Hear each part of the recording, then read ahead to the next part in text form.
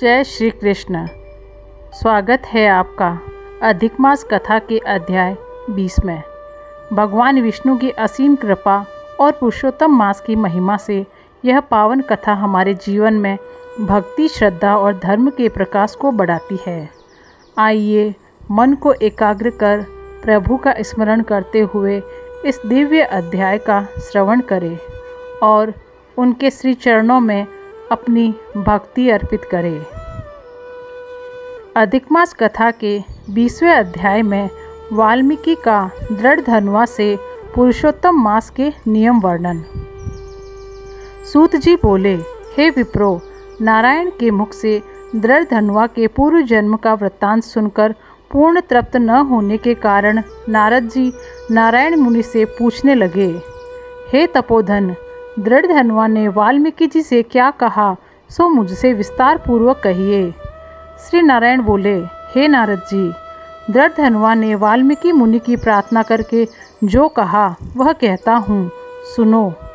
दृढ़ धनुआ बोले, हे मुने, मुक्ति चाहने वाले लोग पुरुषोत्तम मास का सेवन कैसे करें, किसकी पूजा करें, किस प्रकार करें, किस वस्तु का दान करें और उनके करने की क्या विधि है, यह लोक हितार्थ मुझसे कहो, क्योंकि लोक हितार्थ ही आप जैसे महात्मा पृथ्वी पर विचारते हैं।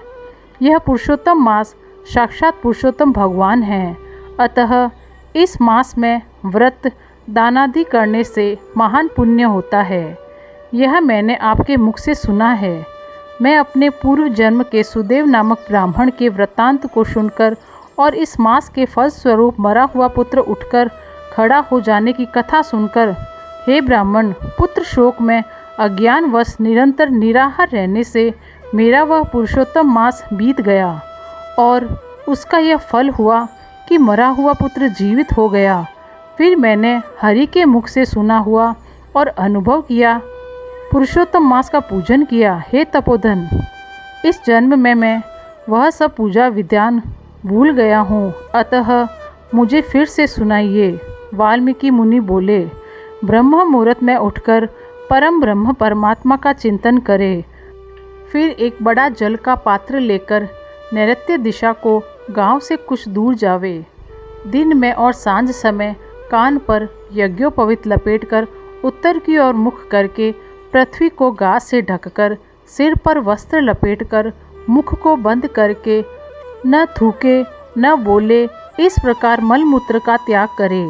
और यदि रात्रि का समय हो तो दक्षिण की ओर मुख करके करे। इस प्रकार शौच करके मृत्तिका और जल से हाथ पांव धोकर शुद्धि करे। तीर्थ स्थल में हाथ पैरों को शुद्धि न करे। तीर्थ से पात्र में जल लेकर एक हाथ भरकर अंतर छोड़कर शुद्धि करे।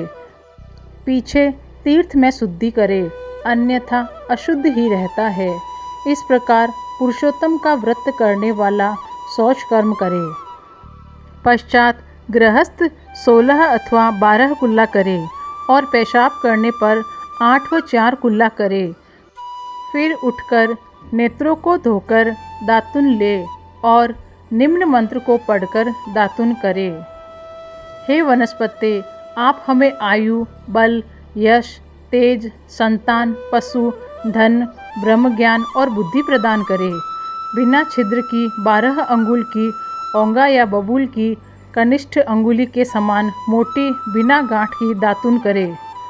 रविवार को दातुन करना मना है, अतः 12 कुल्लाओं से कुछ शुद्धि कर आचमन करे। प्रातः काल भली भांति स्नान करे। पश्चात तीर्थ देवताओं को तर्पण द्वारा जल दे। समुद्र में गिरने वाली नदी का स्नान अधिक श्रेष्ठ कहा जाता है। बावड़ी, कुआं, तालाब में स्नान करना पंडितों ने मध्यम कहा है और गृहस्थ को घर में स्नान करना सामान्य कहा है। स्नान के बाद शुद्ध सफ़ेद 2 वस्त्र धारण करे। बुद्धिमान ब्राह्मण को अंगोछा सदा कंधे पर रखना चाहिए।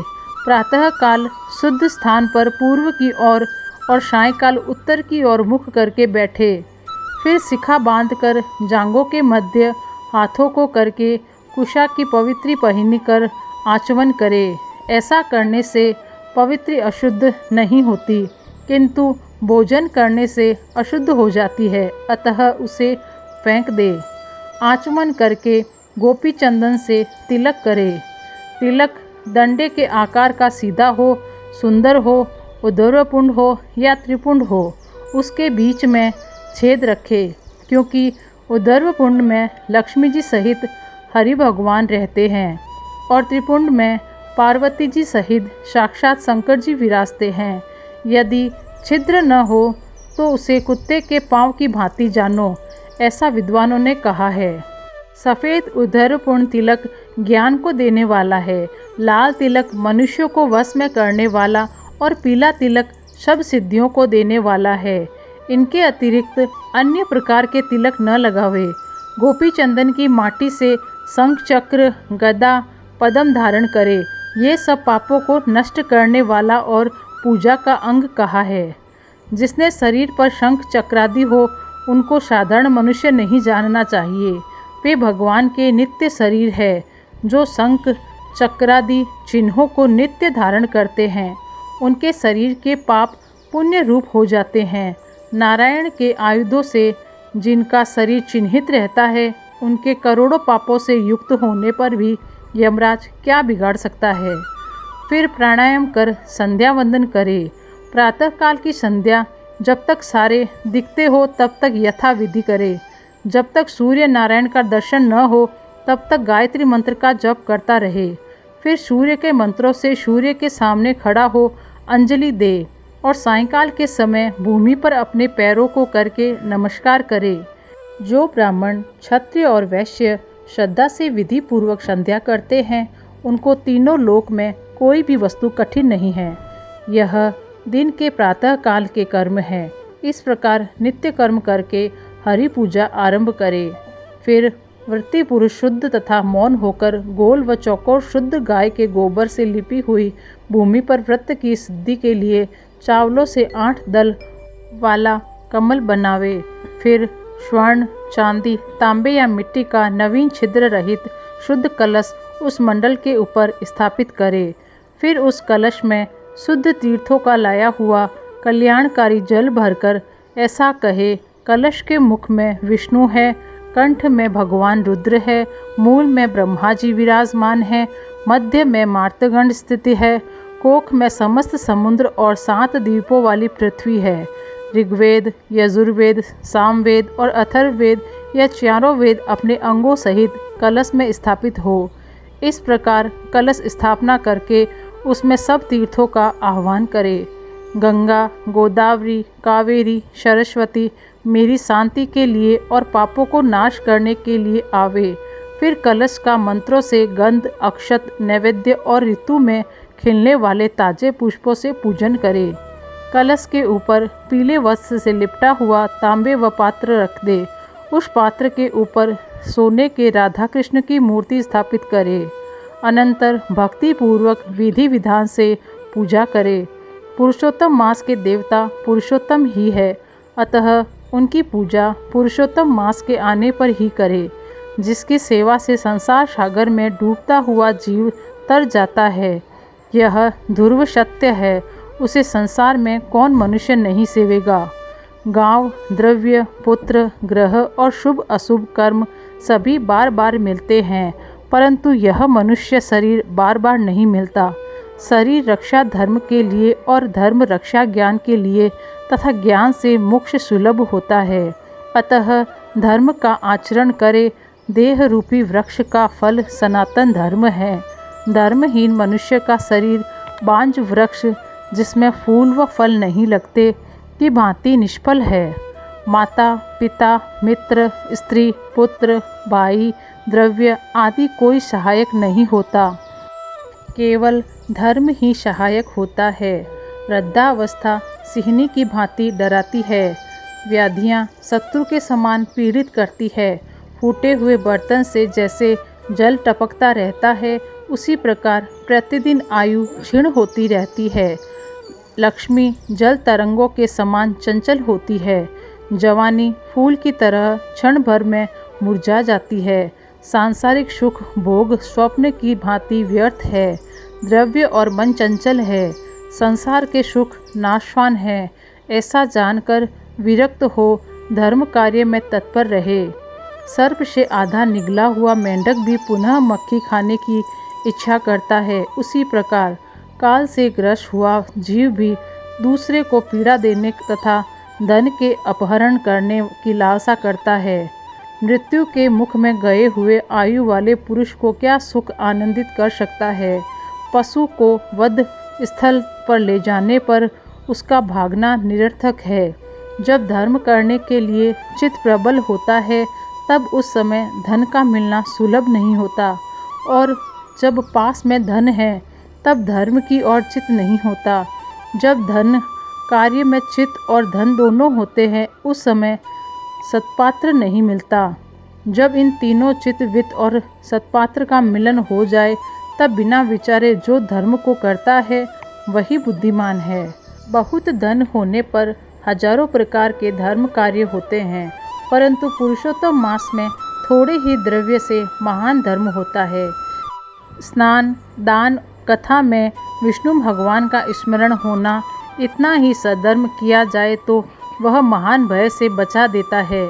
जैसे गंगा ही तीर्थ है, कामदेव ही धनुर्धर है, विद्या ही धन है और गुण ही सौंदर्य है, वैसे ही सब मासों में साक्षात पुरुषोत्तम मास है।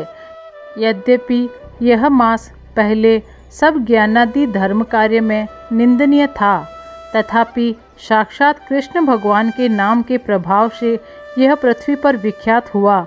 जैसे सब प्राणियों के पैर हाथी के पाँव में समा जाते हैं, वैसे ही सब धर्म और कलाएं पुरुषोत्तम में विलीन हो जाते हैं। जैसे गंगा जी के समान सब नदी नहीं होती, ऐसे ही कल्प वृक्ष की भांति सभी वृक्ष नहीं होते। जैसे पृथ्वी पर चिंतामणि के तुल्य अन्य रत्न नहीं होते, गौओं में कामधेनु के समान अन्य गौ नहीं हो सकती, राजा के समान अन्य पुरुष नहीं हो सकते, वेदों के समान अन्य शास्त्र नहीं हो सकते, वैसे ही पुरुषोत्तम मास के समान कोई पुण्य काल नहीं हो सकता। पुरुषोत्तम मास जैसा कोई मास नहीं है, इसके देवता पुरुषोत्तम भगवान ही है। अतः श्रद्धा भक्ति से पुरुषोत्तम भगवान की पूजा करें। शास्त्रों में निपुण शुद्ध सत्यवादी वैष्णव ब्राह्मण आचार्य के द्वारा ही पूजा करावे। अंतःकरण में होने वाले काम, क्रोध, मोह, लोभ, मद, मत्सर रूपी बड़ी मच्छियों से अत्यंत गंभीर वेग वाले इस संसार सागर को जो लोग लांघना चाहे तो इस भरतखंड में आदिदेव पुरुषोत्तम की ही विधि पूर्वक पूजा करनी चाहिए। इसी के साथ अधिक मास कथा के अध्याय 20 का पावन श्रवण पूर्ण होता है। भगवान पुरुषोत्तम की कृपा आप सभी पर सदैव बनी रहे। जो भी श्रद्धा और भक्ति भाव से इस कथा का श्रवण करता है उसके जीवन में सुख, शांति और मंगल का वास होता है। जय श्री कृष्ण। राधे राधे।